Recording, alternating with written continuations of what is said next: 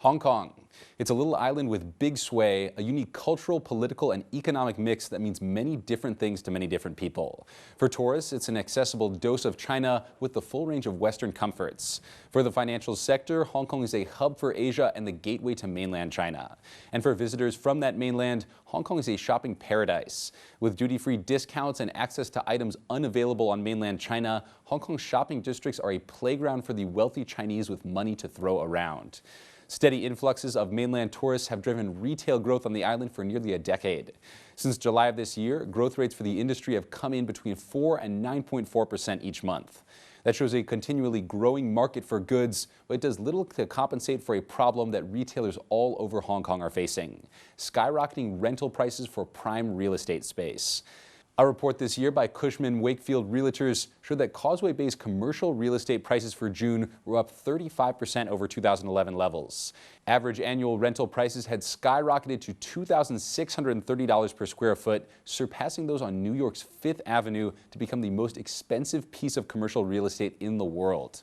Fifth Avenue had held that title for 11 years before Causeway Bay took it, but that wasn't the only pricey piece of shopping turf in Hong Kong. Other flashy business districts such as Central Hong Kong and Tsim Sha Tsui now all rank among the most expensive pieces of commercial real estate in Asia.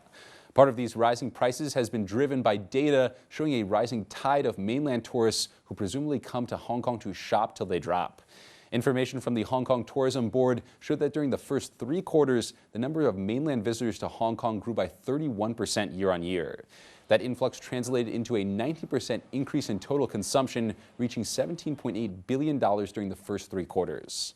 But local media is reporting that the uptick in consumption has been enough to compensate for the rapid rise in rental prices for shops. Hong Kong's Ta Kung Pao paper reported that rental prices have eaten away at profits for many small shops, pushing some to the brink of survival. Locally owned shops and restaurants that have been in business for decades have been unable to shoulder the burden, and many have fled downtown areas in search of cheaper rentals.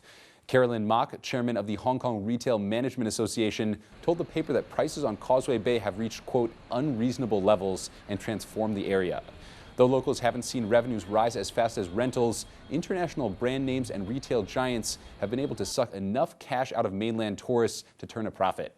This has led to the internationalization of the area, often at the expense of local establishments.